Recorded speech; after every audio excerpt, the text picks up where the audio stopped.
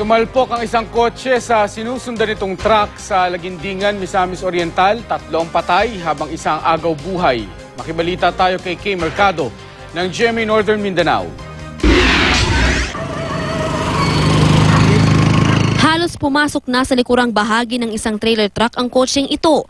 Nagkabanggaan ang 2 sasakyan sa highway ng Barangay Sambulawan, Lagindingan, Misamis Oriental. Ayon sa mga saksi, nakarinig sila ng malakas na dugundong bago nila nakita ang mga nadisgrasyang sasakyan. Nakadungog man mi nga gibuto. Kana namoy na mo nakita kani nga na inganan na siya.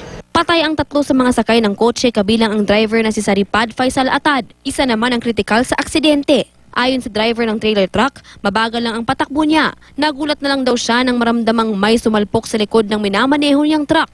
Ikabantay na yun, paglagubuan na, paglingi na kung ano yung sakinan.